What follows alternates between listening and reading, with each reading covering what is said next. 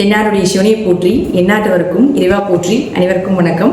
நாம் இன்னைக்கு 2025ஆம் ஆண்டு மே மாதம் 14ஆம் தேதி மாறக்கூடிய குரு பெயர்ச்சியினுடைய பலன்களை பற்றி தான் பார்க்க போகிறோம். அதற்கு முன்னாடி நம்மளுடைய சேனலை சப்ஸ்கிரைப் பண்ணிக்கோங்க. மே மாதம் 14ஆம் தேதி குரு பகவான் ரிஷப ராசியிலிருந்து மிதுன ராசிக்கு பயிற்சி ஆகிறார்.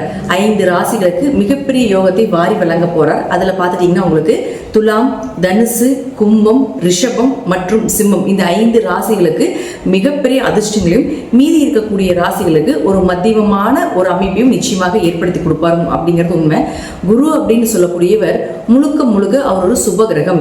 யாருக்கும் பெரிய அளவுக்கு கெடுதலை செய்வதில்லை. 6ஆம் இடத்துல, 8ஆம் இடத்துல, 12ஆம் இடத்துல மறைந்தாலும் கூட ஒரு பிரச்சனைகளை கொடுத்து பின்பு நன்மைகளை கொடுப்பார் அப்படிங்கறத உண்மையை தவிர, குருவை பொறுத்த வரைக்கும் குரு பயிற்சி ஆகிறாரு அப்படின்னாலே அதீத நன்மைகளை தான் நமக்கு தரப்போகிறார் அப்படிங்கறத நம்ம மனசுல நினைச்சுக்கணும். அடுத்தது பாருங்க, மிதுன ராசிக்கு மட்டும் என்ன பண்ணுவாருன்னா, உங்க ராசிக்குள்ள வரும் பொழுது உங்களுடைய கெட்டது எல்லாத்தையுமே விலக்கி, கெட்ட சேர்க்கைகள், கெட்ட நண்பர்கள், கெட்ட தொடர்புகள் எல்லாத்தையுமே விலக்கி உங்களுக்கு நன்மைகளை மட்டுமே பெற்றுக் கொடுப்பார் அப்படிங்கிறது தான் இந்த குரு பயிற்சியினுடைய முழு பலன் ஆகும்.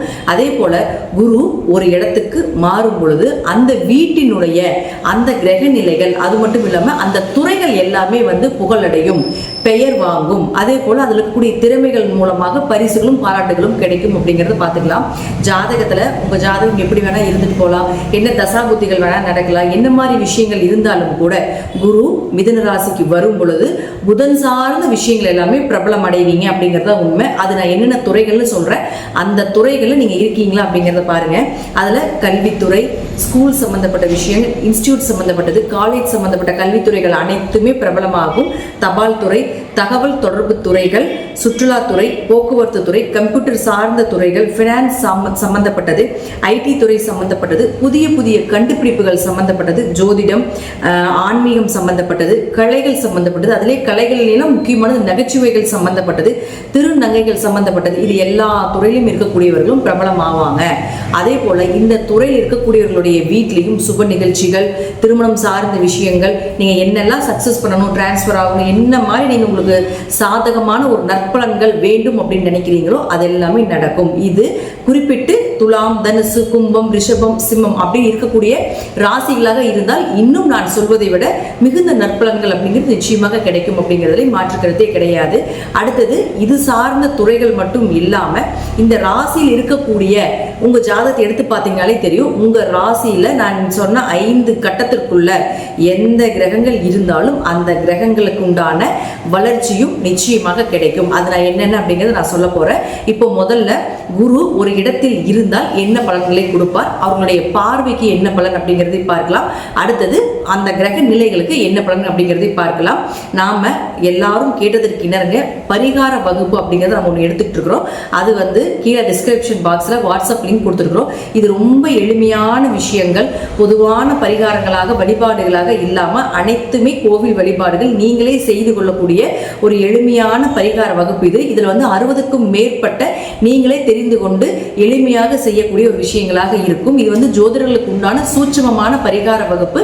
இதை நான் இப்போ உங்களுக்கு தரப்போற விருப்பம் இருக்கக்கூடியவர்கள் கீழே இருக்கக்கூடிய வாட்ஸ்அப் லிங்க்ல ஜாயின் பண்ணிக்கோங்க. இப்ப நாம ஒவ்வொரு ராசிக்கும் இந்த குரு பயிற்சி மூலமாக என்னென்ன நடக்கும் அப்படிங்கறத நம்ம பார்க்கலாம். மகர ராசிக்குண்டான குரு பகவானுடைய பயிற்சி பலன்களை பத்தி பார்க்கலாம். மகர ராசி குரு வரக்கூடிய காலகட்டங்கள்ல உங்களுக்கு முற்றிலும் 7.5 சனி அப்படிங்கிறது முடிஞ்சிருக்கும். இருப்பினும் முதல்லயே குருவினுடைய பார்வை வந்துருச்சு. ஒரு வருஷமாவே உங்க ராசியை குரு பார்த்துட்டு இருந்தார் கடந்த வருடங்கள்ல. இதெல்லாமே உங்களுக்கு நன்மைகளை கொடுத்திருக்கும். இப்போ குரு பகவான் அப்படின்னு சொல்லக்கூடியவர் உங்களுடைய ராசிக்கு 6ஆம் வீட்டுக்கு வருகிறார். அப்போ 6ஆம் வீட்டுக்கு மறைகிறாரே மகர ராசிக்கு, அப்ப ஏதாவது நிறைய பிரச்சனைகளை கொடுப்பாரா அப்படிங்கிறது ஆம், ஒரு வகையான பிரச்சனைகளை கொடுத்தாலும் கூட குரு அப்படின்னு சொல்லக்கூடியவர் யாரு, ராசிக்கு 3 மற்றும் 12ஆம் அதிபதி, மறைவு ஸ்தானாதிபதி.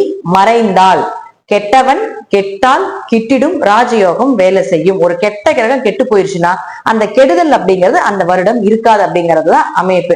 அப்போ மகர ராசியை பொறுத்த வரைக்கும் பாத்துட்டீங்கன்னா 6ல் குரு இருக்கும் பொழுது கொஞ்சம் கடன், கொஞ்சம் நோய் இருக்கிறது, கொஞ்சம் மனசு சரியில்லாம இருக்கிறது, வேலையில ஒரு திருப்தி இல்லாம இருக்கிறது, ஒரு சுறுசுறுப்பு இல்லாம இருக்கிறது, இதெல்லாமே 6ல் குரு வந்தா நடக்கும். ஆனால் 3 6ஆம் வீட்லயும் 12ஆம் அதிபதி 6ஆம் வீட்டுல இருந்தால் வெளிநாடு வெளியூர் பயணங்கள், வெளிநாட்டில் வேலை, தீர்த்த யாத்திரை பயணங்கள், கோவில் வழிபாடுகள் இது எல்லாமே நிச்சயமாக ஏற்படுத்தி கொடுப்பார். தான தர்மங்கள், அன்னதானங்கள், பயணத்தின் மூலமாக உங்களுக்கு ஒரு நன்மைகள் இதெல்லாம் ஏற்படுத்தி கொடுப்பார். அப்ப அவரே 3ஆம் அதிபதியும் ஆகிறதால காரியங்கள் கைகூடி வர்றது இதெல்லாமே நிச்சயமா நடக்கும். சகோதரர்கள் இருந்து வந்து சண்டை சச்சரவு பிரச்சனைகள் எல்லாமே மறையிறது. இது போல சில நல்ல விஷயங்களும் இந்த கெட்டவன் கெட்டால் கிட்டிடும் ராஜயோகம் மூலமாக மகர ராசிக்கு இந்த குரு அப்படின்னு சொல்லக்கூடியவர் ஏற்படுத்தி கொடுப்பார். அடுத்தது நம்ம வந்து குரு 6ஆம் இடத்துல இருந்தால் இப்படி இருக்கும் அப்படிங்கறது நம்ம கன்வெர்ட் பண்ணி சொன்னாலும் கூட, அடுத்தது பாருங்க, இந்த நான் சொல்லக்கூடிய இந்த ஸ்கிரீன்ல இருக்கக்கூடிய கட்டத்துல ஸ்டார் போட்டிருக்கக்கூடிய கட்டத்துல உங்க ஜாதகத்துல என்னென்ன கிரகங்கள் இருக்கு அப்படிங்கறத பாருங்க. அப்படி அந்த கிரகங்கள் இருந்து விட்டால் நிச்சயமாக நான் சொல்லக்கூடியது பழித்தே தீரும் அப்படிங்கறதுல மாற்றம் இல்லை. ஃபர்ஸ்ட் மகர ராசியை பொறுத்த வரைக்கும், மகர லக்னத்தை பொறுத்த வரைக்கும் உங்களுடைய ராசி அதிபதி மற்றும் 2ஆம் அதிபதியான சனி பகவான் இருந்து விட்டால் நிச்சயமாக பெயர், புகழ், மதிப்பு, மரியாதை இதெல்லாமே ஏற்படுத்தி கொடுப்பார். 2ஆம் இடம் அப்படிங்கிறது பொருளாதாரத்தை சொல்றதுனால பொருளாதாரம் அதிகமாகிறது, உங்க பேச்சுக்கு ஒரு மரியாதை கிடைப்பது, தன வரவு, பண வரவு அப்படிங்கறத ஏற்படுத்தி கொடுப்பார். அப்படிங்கிறது மாற்றம் கிடையாது. குரு சனியை பார்த்தால் பிரம்மகத்தி தோஷம்னு சொல்லுவோம். அப்ப உங்க ஜாதகத்துல ஏதாவது ஒரு பிரம்மகத்தி தோஷம் இருக்குது, குறைகள் இருக்குது, அதனால சுப நிகழ்ச்சிகள் தடையாகுது, குழந்தை பிறக்க பிரம்மகத்தி தோஷம்லாம் இருந்ததுன்னா குழந்தை அபாயிஷன் பண்ணாதான் பிரம்மகத்தி தோஷம் வரும். பிராமணரை திட்டினது, பிராமணரை வதைத்தது இப்படின்னு ஒரு சில குறிப்பிட்ட விதிகள் இருக்கு. அதெல்லாம இருந்தாதான் உங்களுக்கு அந்த பிரம்மகத்தி தோஷம் அப்படிங்கிறது ஜாதகத்துல ஏற்படும். அப்படி இருந்தால் இந்த காலகட்டங்கள்ல குரு சனியை பார்க்கும் பொழுது நீங்கள் செய்யக்கூடிய இந்த பிரம்மகத்தி தோஷமோ அல்லது ஏதாவது ஒரு வழிபாடுகள் மூலமாக சர்வ தோஷங்களும் நிவர்த்தியாக அது யோகமாக மாறக்கூடிய அமைப்பையும் ஏற்படுத்தி கொடுப்பார். அடுத்தது பாருங்க, உங்களுக்கு செவ்வாய். இந்த செவ்வாய் அப்படின்னு சொல்லக்கூடியவர் யாருன்னா 4 மற்றும் 11ஆம் அதிபதி. இந்த 4 மற்றும் 11ஆம் அதிபதி குரு பார்த்தால் குரு செவ்வாய் அப்படின்னு பார்த்தா குரு மங்கள யோகம் ஏற்படும். குரு மங்கள யோகம் அப்படிங்கிறது வீடு, மனை, சொத்து சுகங்கள், ஒரு போஸ்டிங்ல இருந்து அடுத்த போஸ்டிங் போறது, உயர் பதவிகள் கிடைப்பது, ப்ரமோஷன் கிடைப்பது, நல்ல சூப்பர்வைசிங் மைண்ட், இது எல்லாமே குரு செவ்வாய் சேர்க்கையாக இருந்தால் ஏற்படுத்தி கொடுப்பார். மேக்சிமம் ஃபர்ஸ்ட் வந்து வீடு கட்டுறது. அப்ப இந்த குரு செவ்வாய் யாருடைய ஜாதத்துல சேர்ந்தாலும் பாருங்க, சொந்த வீடு, பெரிய பிரம்மாண்ட வீடு எல்லாம் கட்டியிருப்பாங்க. இப்போ நமக்கு அந்த வாய்ப்பு இருக்கு அப்படின்னு பார்க்கும் பொழுது இவரே உங்களுக்கு 4ஆம் அதிபதி ஆகிறார் இல்லையா? அப்ப 4ஆம் அதிபதி யாரு? இயற்கையாகவே வீடு, மனை, சொத்துக்கள், வண்டி, வாகன யோகத்தை கொடுக்கக்கூடியவர் இல்லையா? இயற்கையாகவே செவ்வாய் அதைத்தானே வாங்கியிருக்காரு உங்க ஜாதகத்துல. அப்ப அவரே 11ஆம் அதிபதியும் ஆகி லாபத்தையும் கொடுக்கிறாரு இல்லையா? அப்போ இது எல்லாமே இந்த வருடம் நடந்தே தீரும் அப்படிங்கிறதுல மாற்றமே இல்லை. வீடு, மனைகள் வாங்குறது, ஒரு இடம் விட்டு ஒரு இடமாற்றம் பண்றது, தாய் மூலமாக உதவிகள் கிடைப்பது, தாய் சொத்துக்கள் கைவந்து சேர்வது, அல்லது அவர்கள் மூலமாக ஏதாவது உங்களுக்கு ஒரு சாதகமான பலன் கிடைப்பது, மூத்த சகோதரர்கள் மூலமாக உங்களுக்கு உதவிகள் கிடைப்பது, அதே போல 11ஆம் இடம் அப்படிங்கிறது அதீத லாபங்களை சொல்றதுனால அதீத லாபம் கிடைப்பதற்குண்டான வாய்ப்புகள் இதெல்லாமே குரு செவ்வாயை பார்க்கக்கூடிய காலகட்டங்கள் கிடைக்கும். அடுத்தது பாருங்க, உங்களுக்கு சுக்கிரன். இந்த குரு அப்படின்னு சொல்லக்கூடியவர் சுக்கிரனை பார்த்தால், சுக்கிரன் யாரு? உங்க ஜாதகத்துல 5 மற்றும் 10ஆம் அதிபதி. பொதுவா குரு சுக்கிரனை பார்த்தாலே கோடீஸ்வர யோகம். யாருடைய ஜாதகத்திலயாவது பாருங்க குரு சுக்கிரனை பார்த்துருந்தா லட்சுமி கடாட்சமா இருப்பாங்க, தெய்வ சிந்தனைகள் அவங்களுக்கு அதிகமா இருக்கும், ஏதாவது ஒரு வழியில பண வரவு இருந்து கொண்டே இருக்கும், பண புழக்கங்கள் உள்ளவங்களுக்கு தான் இந்த குரு சுக்கிரன் சேர்க்கை, குரு சுக்கிரன் பார்வை எல்லாமே ஏற்படுத்தி கொடுக்கும். அப்போ இந்த ஒரு வருடம் உங்களுக்கு இந்த குரு சுக்கிரனை பார்த்து விட்டால் இயற்கையாகவே அது 5ஆம் அதிபதி ஆகிறதுனால நிச்சயமாக உங்களுக்கு குல தெய்வத்தினுடைய அனுகிரகம் கிடைக்கும், குடும்பம் ஒற்றுமையாக இருக்கும், குழந்தை பிறப்பதற்குண்டான வாய்ப்புகளையும் ஏற்படுத்தி கொடுப்பார். அதே போல தங்கம் சேருவதற்குண்டான வாய்ப்புகள், வெள்ளி சேருவதற்குண்டான வாய்ப்புகள் இதெல்லாமே நிச்சயமாக ஏற்படுத்தி கொடுப்பார். 5ஆம் இடம் அப்படிங்கிறது குலதெய்வமே எங்களுக்கு தெரியலீங்க, குலதெய்வ வழிபாடு, குலதெய்வம் தெரிஞ்சாலும் கூட எங்களால போய் வழிபாடு பண்ண முடியல, வெளிநாட்டுல இருக்கிற, வெளியூர்ல இருக்கிற, ரொம்ப தூரமா இருக்கிற, அதை நாங்க விட்டுட்டோம், எங்க முன்னோர்கள் வழிபட்டாங்க, எங்களால செய்ய முடியல அப்படின்னு நிறைய ரீசன்ஸ், குலதெய்வம் சார்ந்த ஒரு நெகட்டிவான ரீசன் இருந்துகிட்டே இருந்தாலும் கூட இந்த குரு சுக்கிரனை பார்த்தால் நிச்சயமாக இது எல்லாமே உங்களுக்கு பிராப்தமாகும். குலதெய்வம் தெரியாம இருந்தாலும் கூட குலதெய்வம் உங்க கண்ணு முன்னாடி வந்து நிற்கும், அல்லது குலதெய்வத்தினுடைய அனுகிரகம் கண்டிப்பாக உண்டு. ஏதாவது ஒரு வழியில உங்களுக்கு குலதெய்வம் அனுகிரகம் அப்படிங்கிறது இந்த குரு சுக்கிரனை பார்க்கக்கூடிய காலகட்டங்கள்ல கிடைக்கும். அப்ப அவரே 10ஆம் அதிபதியும் ஆகிறார் இல்லையா? அப்ப 10னா தொழில்னு சொல்றோம், அப்ப 10னா கர்மம்னு சொல்றோம். அப்ப உங்க முற்பிறவினுடைய கர்ம மூட்டை என்ன அப்படிங்கிறது இந்த 10ஆம் இடத்தை வச்சுதான் நம்ம நிர்ணயம் பண்ணணும். அப்போ இந்த குரு சுக்கிரனை பார்க்கும் பொழுது நிச்சயமாக என்ன நீங்க கர்மாவை வாங்கிட்டு வந்தாலும் சரி, ஜாதகம் பார்க்கும் பொழுது சார் உங்களுக்கு இந்த கர்மா இருக்கு சார், மேடம் உங்களுக்கு இந்த மாதிரி ஒரு விஷயங்கள் நடக்குது, இந்த தோஷங்கள் இருக்குது அப்படின்னா ஜோதிடர் சொல்லியிருப்பாங்க இல்லைங்களா? இந்த காலகட்டங்கள்ல நீங்க செய்யக்கூடிய இந்த தோஷத்திற்குண்டான விஷயங்கள் எல்லாமே குரு சுக்கிரனை பார்த்தால் நிச்சயமாக நிவர்த்தி ஆகும். அப்ப நீங்க செய்யக்கூடிய வழிபாடுகள், நீங்க செய்யக்கூடிய பரிகாரங்கள் எல்லாமே பல மடங்கான வெற்றிகளை நிச்சயமாக ஏற்படுத்தி கொடுப்பார்.